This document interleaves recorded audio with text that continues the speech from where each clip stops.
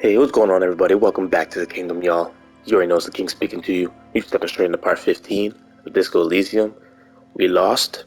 Well, we're not lost, but we confused. We don't know what to do. We're gonna see what we can get figured out here, so let's keep on going. So it's been a while since I've been in here. Let's see if anything new. I haven't talked to them since yesterday, since day one. So let's talk to the little girl and talk to her mama. Hi, Ace Detective. Are you here for more books? I guess you don't say anything to her. Okay, you just leave. What about mama? Hello again, esteemed officer, and welcome to Crime, Romance, and Biographies of Famous People. I don't want to buy a book. I saw when it's loading, it says if you buy a book, it like speeds time up. So the curtains, tattered with age and covered in dust, hang before you, as if taunting you. let's pull it open. Just as you're about to pull apart the curtains, the petrified voice of the shop owner cries out once more. Sir, don't touch that. I told you it's off limits for the customers. Her hand is closed around her pendant, her fingers nervously playing with the talisman. Parapsychologically speaking, we're done if you decide to open them. I won't be held responsible for the consequences. It's too dangerous. She looks away, mumbling. Why is everyone always messing with the curtains? Why can't they just buy books like normal people? This is about the curse, that's why you're afraid? Ma'am, this is different. I'm a police officer. I need to get in there. But I sense this place calling for me. I must investigate beyond the threshold. I don't care, you can't stop me. I'll open them. Alright, I think about it for a while. No, it's just a storeroom for the employees, I told you. Now please step away from the curtains. Man, this is different. Why? It's not like anyone was killed there. She stops abruptly as her hand flies over her mouth, baffled by her own bluntness. I'm sorry, I don't mean to be so impolite. Just please don't go there. I can't allow that. You'll only make things worse and unleash the powers. Thank you. Let's just talk about this first, all right? There's no reason for you to venture into the unknown. There is something mysterious about the curtains. Be careful. The curtains, tattered with age and covered in dust, hang before you, as if taunting you. Leave them. Alright, let's get out of here. I don't think there's anything too important.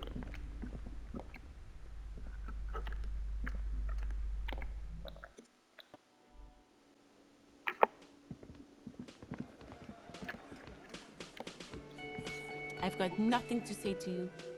Why are you wasting your time? She crosses her arms. Are you the Hardy girl? I am not. She says dryly. You could be Liz. You could be anything. You could even be a model. Even a mod? Glenn, I went to law school. I am an attorney. He's right. With a face like that, she could be on the cover of Le Debutante International. He's right, you know, you're very pretty. Get a grip, Glenn. She went to school. Okay, let's change the topic. The cold look in her eyes speaks louder than words. She is not amused. It's not her. She's not a hardy girl. Definitely. What are you gonna do to me? The lieutenant is not satisfied with the approach. What are we going to do to you? She starts laughing. The cold laughter, devoid of joy. You were specifically asked not to say that, and then you said it anyway. You junior delinquent. But you still did. The union isn't going to do anything to you. It is not a crime syndicate. It is a labor organization. Goddamn right it is. If anything, it is the RCM who do things to people. But we digress. Okay.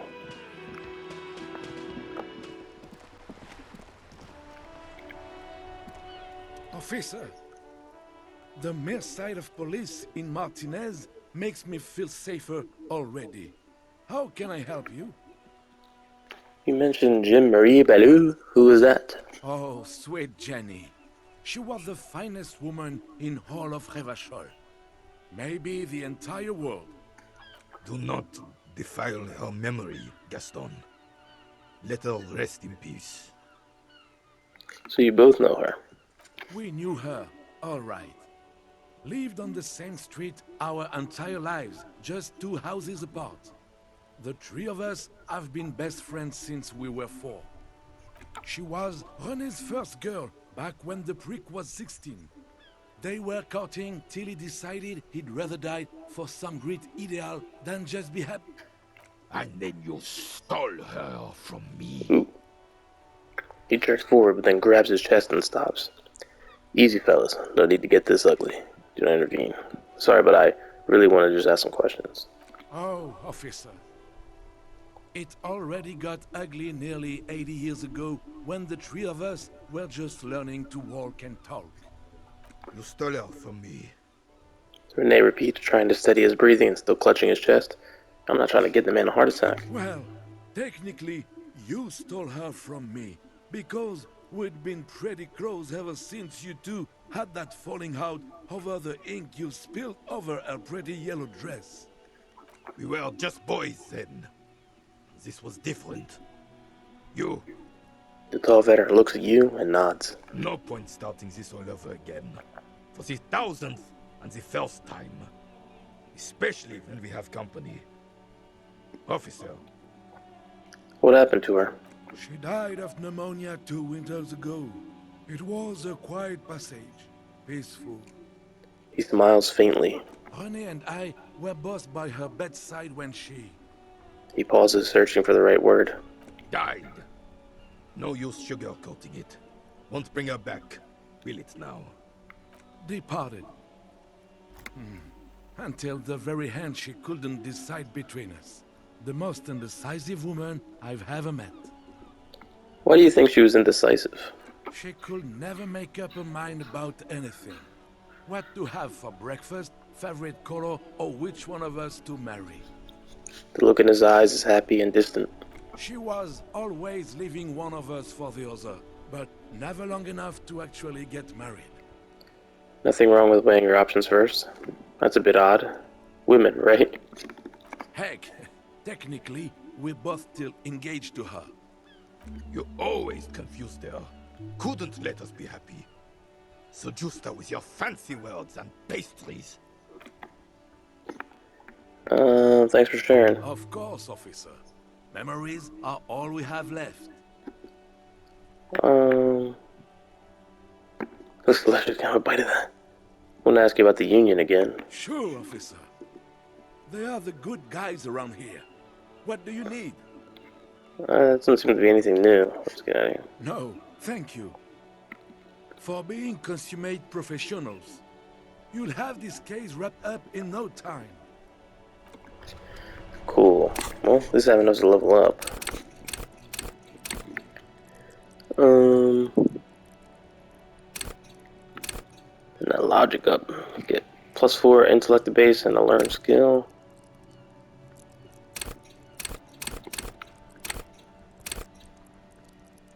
Bonus from items.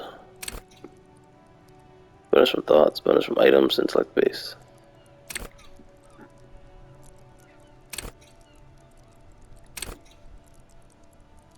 Let the body take control. Threaten people. Huh. Let me do that. There we go.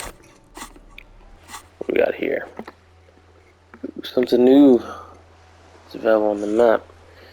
Maybe I should, that half-light, the racist lorry driver. These are all...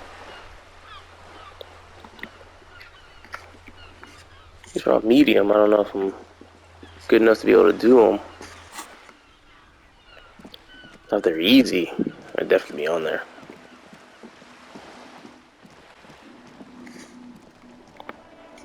A sturdy metal door guards the southwest entrance to the apartment building. It's locked. The door rattles again, but this time you hear an elderly woman's voice calling out from inside. Stop banging on the door! I'm not letting any more strangers inside. Hold on, who am I speaking to? Doesn't matter who I am. Now go on, get out of here. This is the police. Open the door. The police? Everyone knows the police don't come round here. Please let me inside. It's cold out here. No, I already told you. I won't be responsible for any more strangers getting into the building. Go check the backyard door. Maybe someone there will. She trails off, leaving the sentence unfinished. Backyard door. There must be another entrance to the east.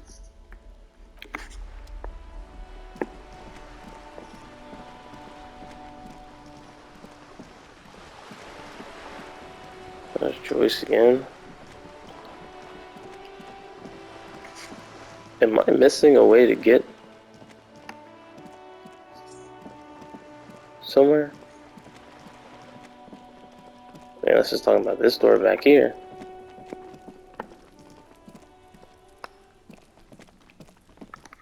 Talk to this guy? You see a young man on a balcony nursing a cigarette. His eyes have been following you for a while. Ooh, I wonder if this is the guy who's been kind of watching. Not looking for any trouble, officer. He says in a quiet voice, despite the cold, his shirt hangs unbuttoned on the frame. Why are you whispering? Sounds like you're already in trouble. No trouble from me, I just want to know what's going on here. Too late, young man, trouble's found you. I'll come back. I don't want to be seen talking to the gendarmerie, if that's okay. I just want to finish my cigarette. Don't let him go. This could be your witness. The balcony has a great view of the whole thing. Actually, the gendarmerie really needs to talk to you. Is it really that important? He asks you, adjusting his shirt. Like a nervous cat, he keeps stealing looks at the neighboring windows. All right, but make it quick. Once I finish this cigarette, I have to run. Can you tell me your name? My name? My name is Martin Martinez. Martin Martinez? Good local name. Let's go with that. Looks like you've got a good view of the whirling backyard. Can you tell me anything about the hanging? I'd even go so far as to say that the view is a little too good, my dear gendarme. Do you have an estimate of when the body will be taken away? We will remove the body as soon as possible. Now tell us, where were you last Sunday? Oh. You He already waves asked me that, late. didn't you? Wait, is someone else investigating the lynching? Did I? Did you? Pretty sure I didn't. No, not you two. Some more muscular type. Ooh.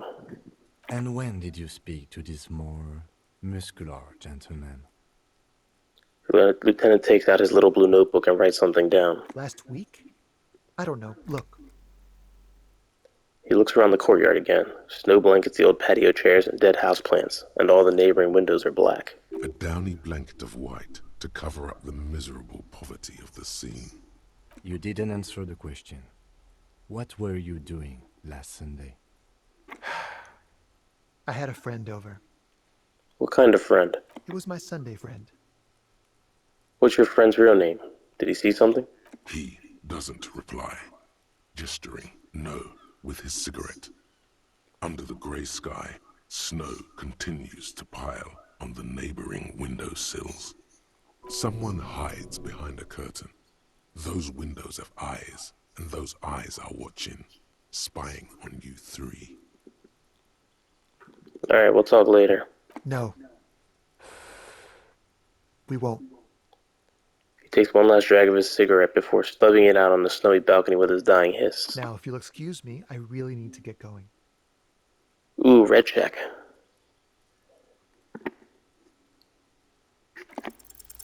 Time to bring out your secret charm. Tears and begging. Show him your emotional side.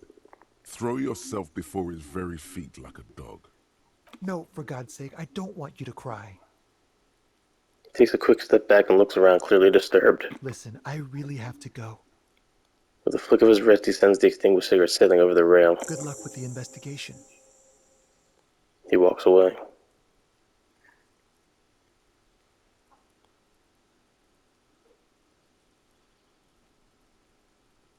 Damn, it's got to zoom in on me. He's gone. The lieutenant puts away his notebook and turns to you. We should run after him, see where he went. No point in running. Tenements like these often have multiple exits. If he doesn't want to talk to us, then he'll know how to hide himself. So we just give up? You're right, he probably didn't have anything important to say anyway. He could be a witness. Him or his Sunday friend. Either way, we need to look into that muscular type who's asking about our case. There has to be a way of getting inside the building. Let's go check out the door near the pier again. Once we found a way in, we can ask around for his apartment. Great, let's do that. So that muscular type, that makes me think of either the Union guys, right? So, you met a mysterious stranger smoking on the balcony of the apartment building north of Martinez. He knows something about the murder. Found out where he lives and questioned him again. So let's go talk to these muscular dudes, and then we'll go back and talk to the lady with the shotgun who's ready to blow our heads off as soon as we try to get inside.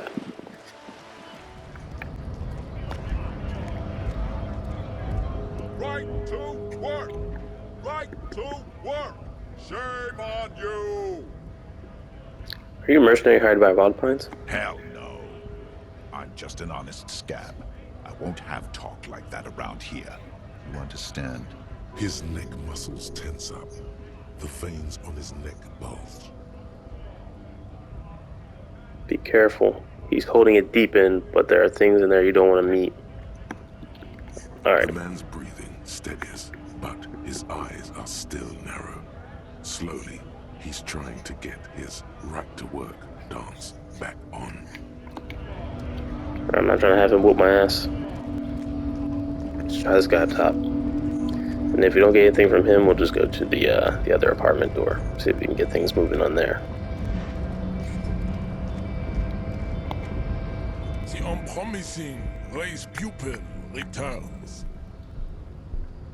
There is nothing fun. I cannot possibly imagine what else we have. So, doesn't seem like he has anything of real interest either, so. Unless it's one of the Hardy boys, but we'll leave them. No. Get around the. No, why does he do this sometimes? Go down the stairs. Okay. We're gonna leave the Hardy boys alone for now though, so let's go back to the apartment door. You know what, actually. Looking for something, Hunt? Come to tell me to fuck off again? Oh yeah, they're a big deal. My great-grandfather was a carter. Had a royal license and everything. We've tried to hold... Sure fucking is. We have a guild and everything, huh? Very ancient. Very prestigious. What's the kind of union? It's a guild. Invitation only. Unions work for the rich fucks. They're basically the same. Been trying to fuck us out of our heritage in the name of profit, but you can't replace experience. Trusting street thugs with their goods is going to fuck him right up the ass. Mark my words. Generations of practice and no laughing matter. Okay. Alright, so finally here. Let's see if we can get inside now. A sturdy metal door guards the southwest entrance to the apartment building. It's locked. This could be a way into the apartment building the smoking man vanished into. Hey, are you there? I've checked the backyard but couldn't get in that way. Good. We had enough problems with bums and drunks and thieves loitering in the hallway. You have no business here. Convince her that you're a real policeman. It's a white check. Kim is here. Kim can confirm your officers. You're well versed in the kind of threatening legalese that implies criminal liability, but in fact has no meaning whatsoever. Am I? Ma'am, your non-compliance is hindering a police matter. I may be forced to refer you for potential prosecution. I know my rights, and don't you mom me, boy. The voice snaps back. Miss, would it help if we offer to show you our badges? Hold your horses. You hear the click of a night latch before the lady on the other side gets caught in a coughing spasm. I don't care about your stinking badge. Just come in. She manages to say with a wheeze. Yay, let me in. Ask around the apartment for a number. Hey, up here, piggo. Alright, we're in here, boys. A note reads, foreclosed by Martinez Realty Associates.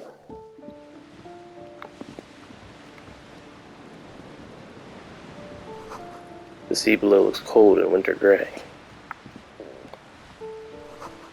Someone has torn down the wall.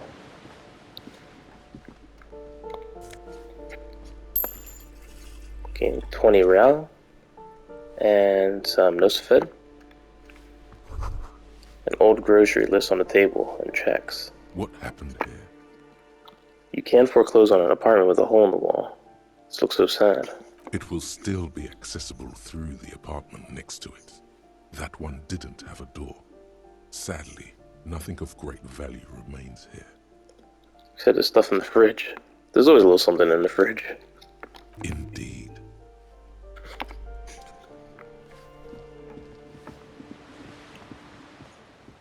Alright, let's talk to this lady here. The graffito says a firing squad for the rich. Give me a moment. An elderly woman is leaning on her broom. Her knuckles white as bone. She seems to be having difficulty breathing. So she's smoking like a damn chimney. The cold never does any good for my bronchitis. She sneezes into a dirty handkerchief. First, I'm the policeman that asked you to open the door. Are you sure you don't want to see my badge? Well, no. We ain't saying that. I ain't got a badge. Are you alright? Should I call a doctor? I'm fine. Fine. Don't you worry about me. She starts coughing, red spots appearing on her cheeks. You're still worried. It's very worrying. Now, what do you want from me, policeman? She's the cleaning lady. She knows the floor plan and the residence. Who are you? I'm no one. Just an old woman who cleans these hallways. And do you live here? If you can call it living. I have a little room upstairs right next to the coal room. That's another reason. You're next to the coal room? That's not good. It's barely bigger than a closet. But I don't complain, no. I have my bed and my aching bones to keep me company. And that's all I need from this world. I'm looking for Martinez. Oh, you'll find plenty of Martins here. Don't you worry. She smiles a gap-toothed smile when she hears you mention the name. What do you mean? I wasn't joking. Pea-brain. Someone played a trick on you. Martinez is a name for anyone who comes from Martinez, like Jim Jambrock or Raoul Ravachol. Oops. You really didn't get the joke there. Huh. I thought it was obvious. Anyway, officer, we don't have the witness's name.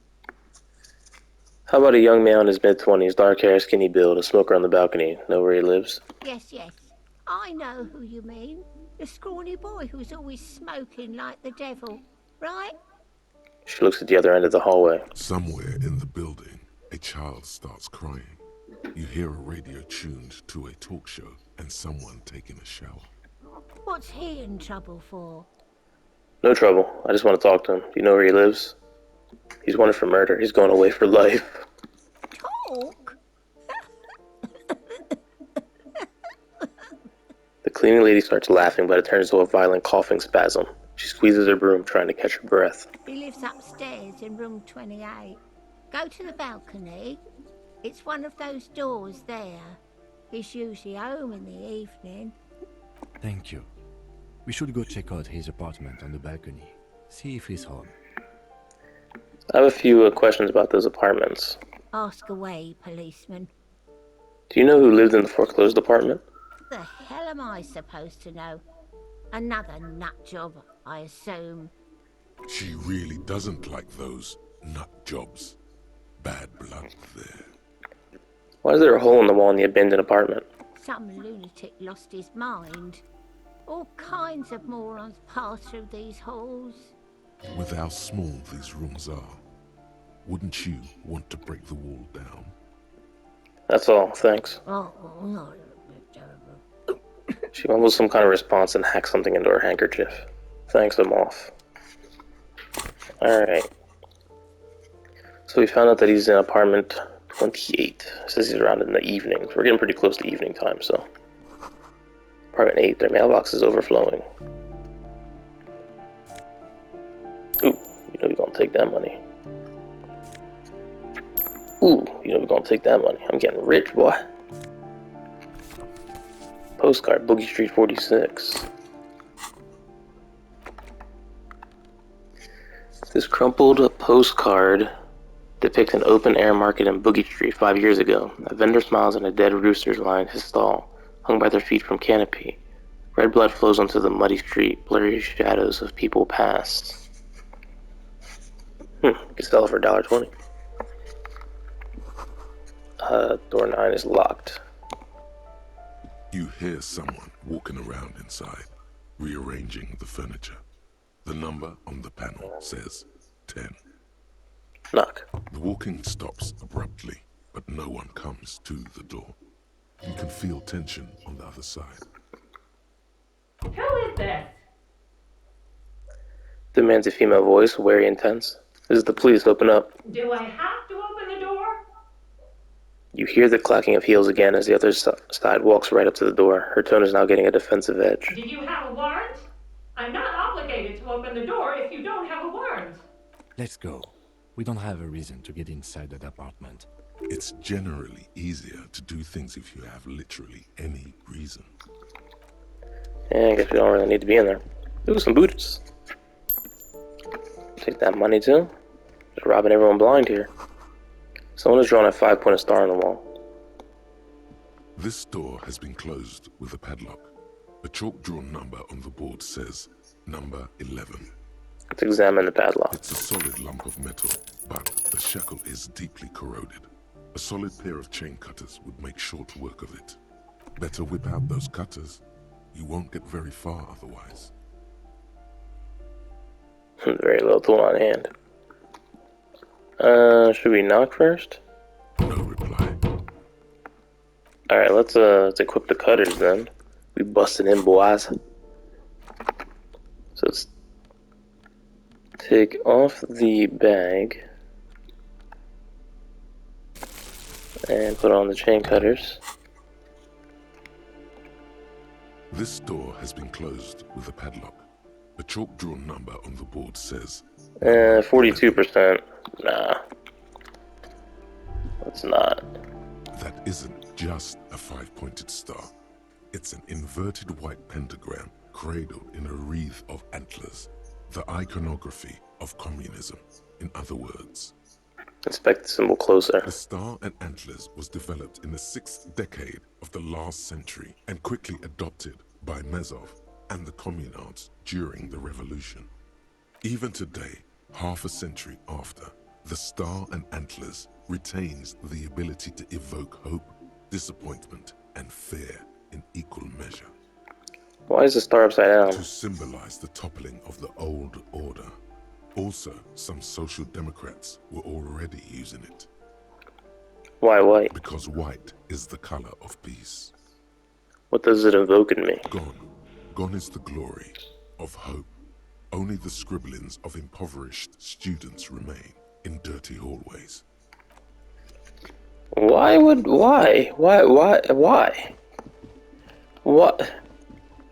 Why would a thought pop up and then it just hurt me in the long run? What the hell?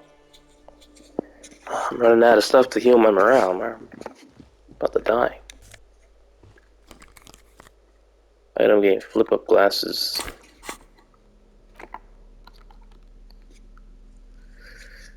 Puts my authority down, but puts my logic up.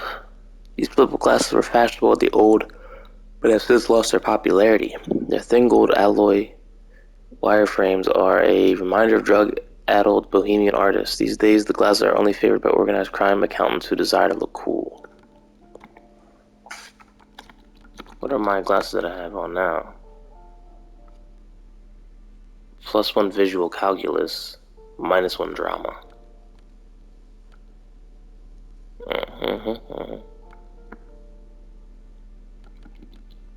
Okay. Sure. Let's not equip them. This box is filled with cleaning chemicals. Smells of laundry detergent. Eviction notices and missing pets are plastered on top of each other. An old shoe rack, boots, sneakers, and old slippers. Where do I want to go first? This is the balcony. It looks like it leads downstairs, maybe? So let's check these doors. These shoes come in 3 different sizes. Apartment 12, a loud rumbling snore comes from within. The snoring is scary somehow. You should leave. Ooh, this one just busts on open. Alcohol, Commodore Red, and some magnesium. We'll be using that magnesium immediately.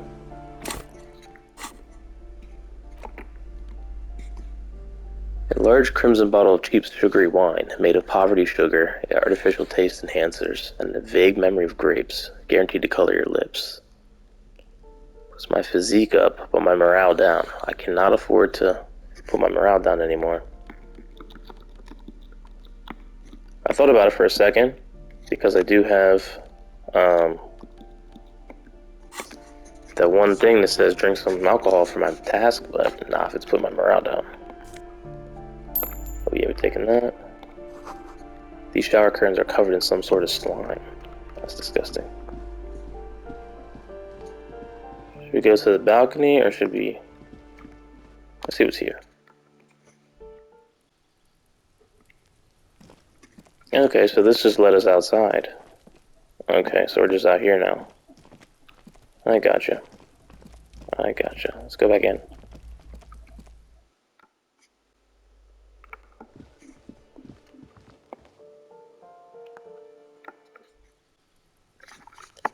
Alright, well, we're on the balcony.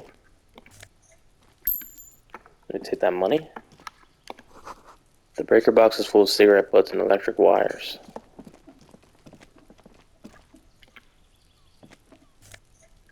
Take more money.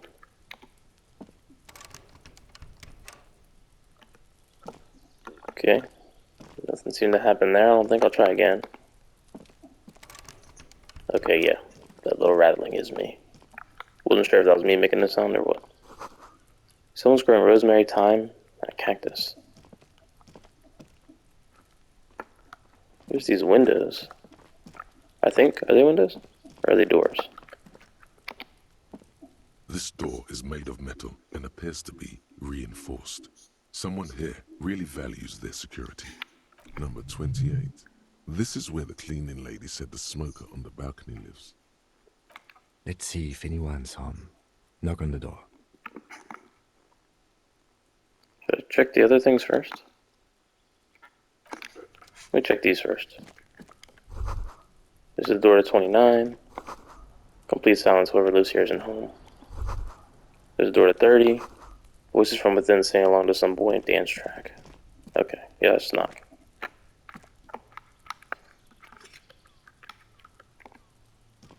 This door is number 20. No one answers. Looks like the young man we are looking for isn't home. I think our best chance to catch him is in the evening. He looks around, taking in the cold spring air. We should return tomorrow after we have finished with our day's work. How about 9 p.m.? Sound good? What do you mean? Sounds good tomorrow, 2100. I don't think I can make it. The smoker on the balcony. This is why we are here, right? He might know something about the murder. So tomorrow 9 p.m.? Suddenly, he's a little worried about your memory. Don't worry. It's mostly all still here. You can remember things. You got this. Sounds good. Tomorrow, 9 p.m. Tomorrow, 9 p.m., right here. Apartment number 28. Good, let's go. Damn. Turns out it's quite tricky finding someone in a big apartment building. Don't worry. You'll get him. Remember, tomorrow. He's probably gone for today. Damn, tomorrow? His apartment sometime. After 9 p.m. to see if anyone's home. Why does it have to be tomorrow? Just a door, nothing for you here right now.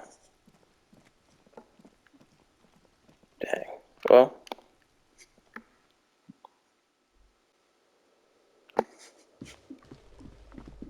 Is there anything else I can do in this building?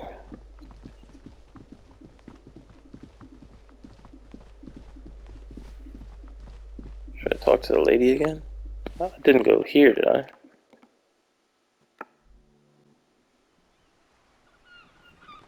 Okay, now we're on top over here. Ruination has come. The broken arches betray the once grand history of this building. It towered over the harbor until it happened. Form a guess about what happened. A great force from the northeast fired into the city. Heavy artillery shelled the coastline. Fired from the water. A straight shot into Revachol. The tenement acted as a defensive wall against the worst of the shelling until it was destroyed, and they had a direct firing line. Let's take in the ocean. The waves of the Martinez Inlet rolled over the fallen remains of the building. The dark waters obscured the better part of the remains. What didn't fall into the ocean was used as scrap. What wasn't used as scrap was thrown into the ocean. Look at the ruins in the water. Those arches acted as support for something greater than what you see now. Only 3 stories stand where 9 to 12 once did. Restoration has failed. What the shelling took out was never rebuilt. Who did this damage? A fleet, the combined armies of Occident and Grad, with Mesk volunteers, a 5-nation army, hundreds of vessels. They massed airships further down in the Bay of Revachol. The artillery was so powerful. The ships not only required gyroscopic stabilization, they were anchored into the ocean floor as well. Many are still there to this day. If you squint, you can just barely see the shadow on the water, far in the northeast. Cannons still ready to placate Revachol. Hey Kim, do you know who shelled our city? The Coalition. But that was a long time ago. I think we should move on. It's chilly up here. He does not like talking politics of this kind. He fears the discussion might lead to disagreements, as it often does. Time to go.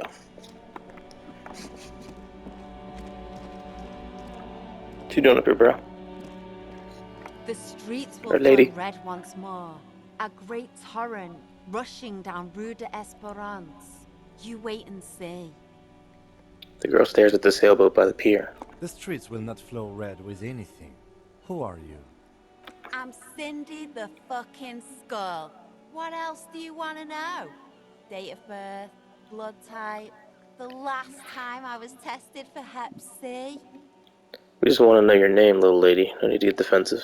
Don't use that tone with me. I'm the law. Let's start with your blood type and go from there. Hep, yeah. When were you last tested? Just answer some questions, okay? And here I was trying to be polite. Just can't win with you pigs. Despite the sass, she puts the brush aside. A brush? An artist? The red splatter is urban expressionism. That smell coming from her paint bucket. It's not paint. It's heavy fuel oil. Keep looking off to the side. What are you looking at? What are you doing to the wall? Do you know anything about the recent murder? Is that heavy fuel oil? Catch you later, Cindy. She turns her head to face the coast and nods disdainfully toward Joyce, performing maintenance on her boat. Hatred, disgust, it's difficult to tell which of the two is more present in her girlish features. The woman on the boat does not notice her staring. That is on her. Someone's got to keep an eye on her. Ozon is an archipelago 2 days' travel away from Revachol. Its moneyed residents, used to posh restaurants and upscale boutiques, rarely have reason to visit Martinez. You mean Joyce? On a first-name basis with her, are we? Piggy's moving up in the world.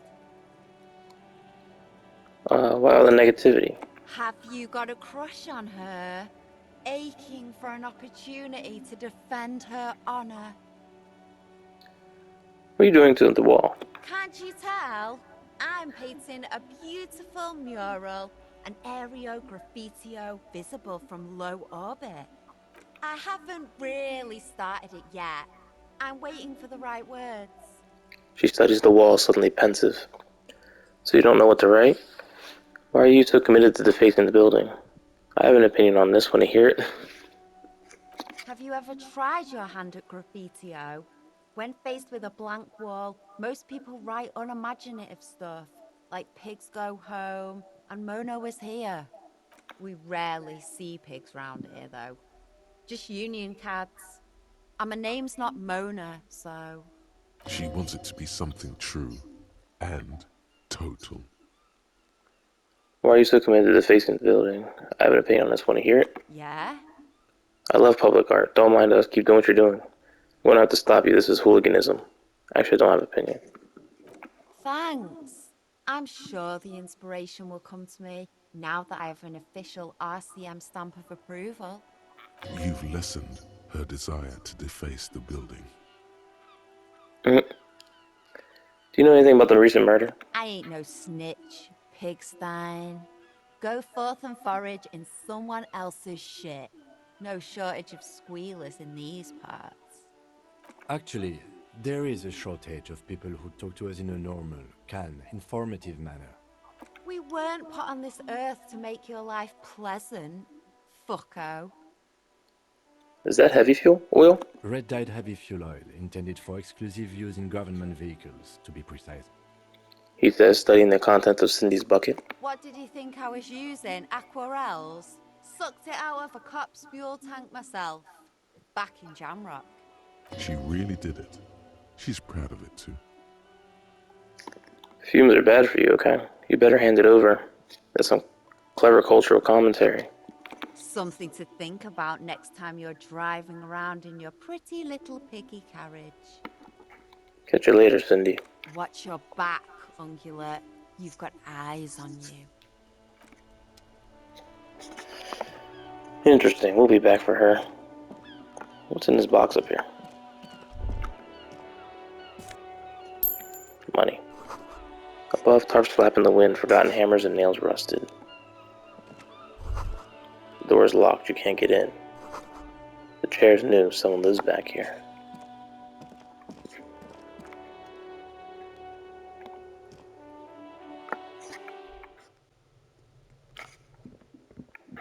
Whoa, what's this place? Someone's been sleeping here recently. Cindy? Enough coal to last for several winters. Smells like chemicals. Hola laborer jeans. Ooh.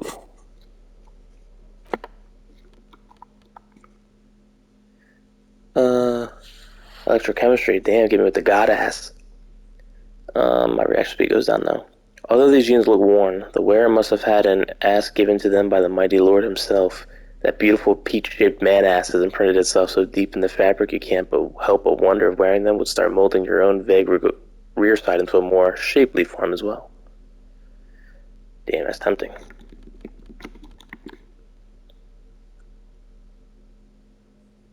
Tighter on the thighs.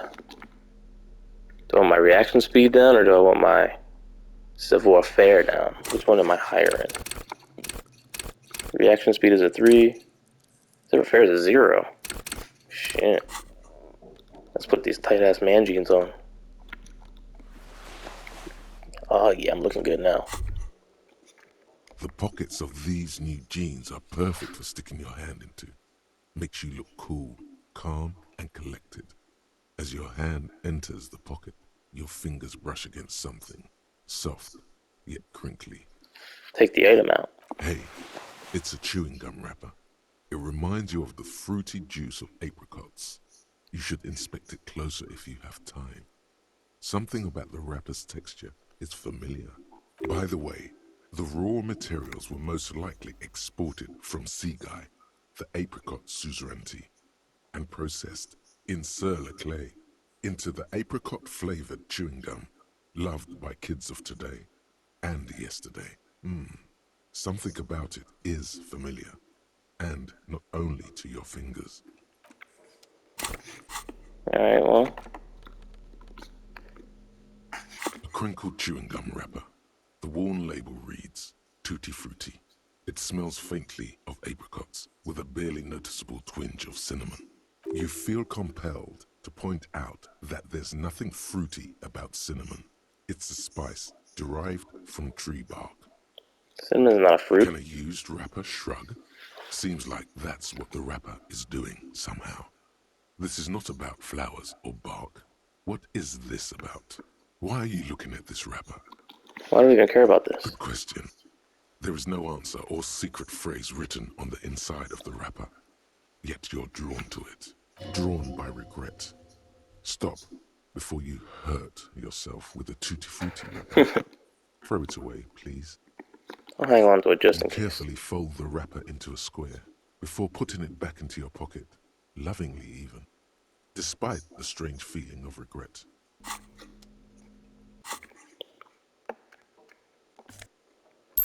Take some money out of there.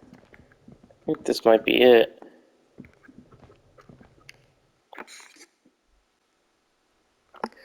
Okay, so I think we're gonna wrap this episode up right here. Maybe when we start the next time, we'll ask Cindy here if she's staying inside of this building, or see if she says anything else, and I guess waste some time until it's 9 p.m. so that I can go talk to the dude in the apartment. But yeah, that's kind of what we're going on right here. We made a little bit more progress, got into the apartment building, so that always feels good. So if you enjoyed the video, make sure you hit that thumbs up button, subscribe to the channel if you haven't already, and if you're enjoying the series, I'll see you back in the next episode. What are we at? Going to be at 16, I think, so really a long game here. Well, till then, y'all. Peace.